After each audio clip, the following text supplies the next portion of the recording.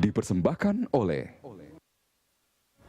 Ya, Anda kembali dalam Special Dialog dan dialog kami lanjutkan, Pak Sulistyo. Ini kalau kita tadi bahas katanya untuk undang-undang KIP ini untuk semua warga negara Indonesia tentunya kan.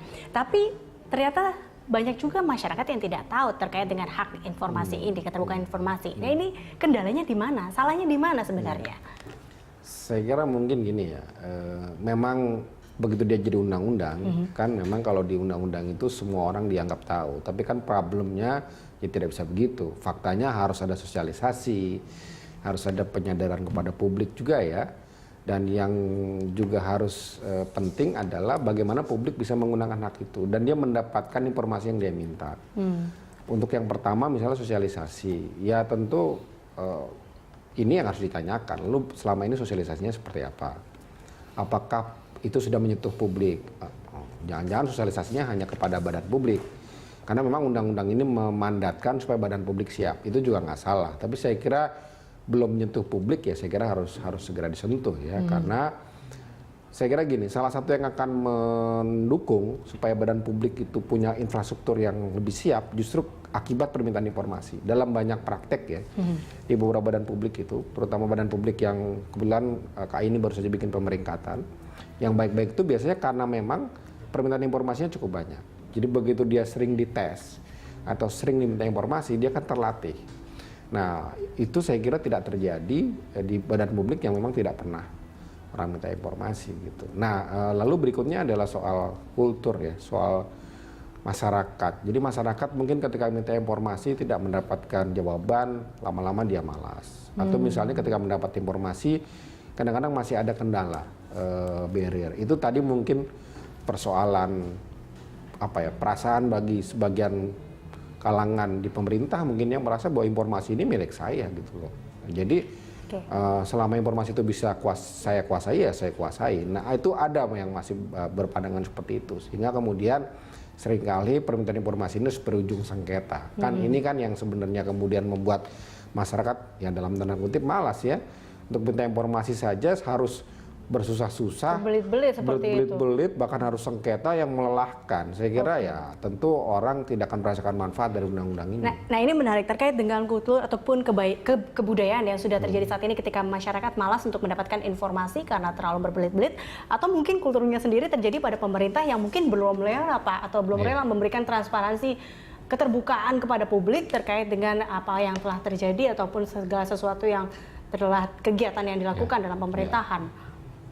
Ya sebenarnya tujuan rela nggak sih Pak sebenarnya pemerintah untuk membuka informasi kepada publik? Tujuan undang-undang ini kan antara lain itu untuk melibatkan masyarakat dalam perencanaan kebijakan publik. Jadi setiap kebijakan yang dibuat pemerintah itu harus melibatkan masyarakat. Masyarakat boleh tahu motif atau alasan suatu kebijakan publik dibuat. Juga untuk agar pemerintah ini tata kelola baik. Kemudian mencerdaskan kehidupan bangsa dan masyarakat. Karena apa? Dengan mendapatkan informasi, masyarakat akan menjadi cerdas. Nah, masalahnya itu memang tadi, selama ini memang informasi itu milik negara, dibuat oleh negara itu merasa itu bukan haknya masyarakat. Jadi, di kita ini kultur untuk mengajak masyarakat berpartisipasi di dalam pemerintahan, dalam konteks misalnya peran, bukan dia menjadi pejabat ya, tetapi pikiran-pikirannya, kemudian keterlibatan dia dalam merancang suatu kebijakan itu memang belum terbiasa pemerintah. Biasanya dia kan dirancang-rancang sendiri, baru diterapkan kepada masyarakat. Nah soal rela dan tidak, saya kira memang informasi ini juga karena punya nilai ekonomi. Pertama, kemudian badan publik juga ada yang masih ragu, takut bahwa nanti mengeluarkan informasi ini sama dengan membocorkan rahasia negara, ada juga yang punya alasan.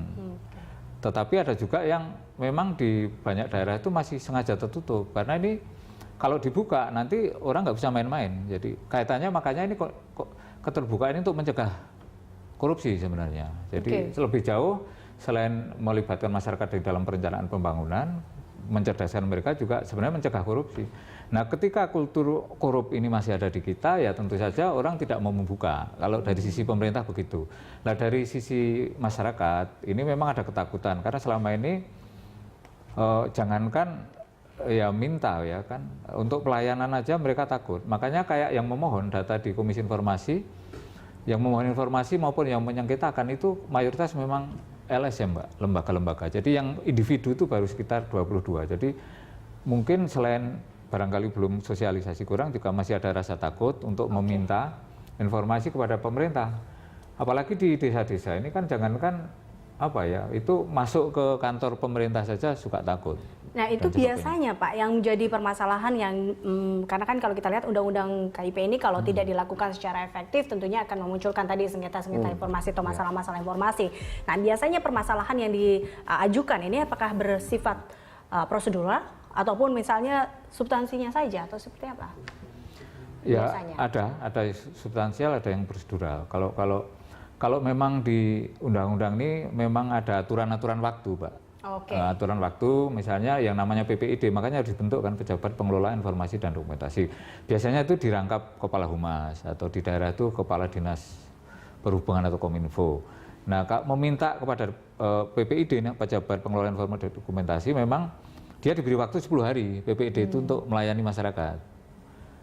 Selama belum 10 hari ya memang itu nggak apa-apa. Kemudian diberi waktu 7 hari. Kalau tidak, yang memohon itu nggak puas atau nggak dilayani, dia boleh mengadu kepada atasan badan publik. Mungkin karena kelamaan itu Pak, hingga akhirnya mungkin jadi tidak dapat waktu dan informasi yang cepat. Kelamaan itu kan karena sengketanya, Mbak. Sebenarnya kalau badan publik ini patuh pada undang-undang, nggak ada itu, nggak usah sengketa. Karena yang disebut informasi publik itu harusnya otomatis diberikan. Nggak usah disengketan, nggak usah pakai prosedur, seharusnya begitu datang ya diberi, harusnya begitu. Oke, baik, kita akan lanjutkan perbincangan ini usai jeda berikut dan pemirsa tetaplah bersama kami di Special Dialogue.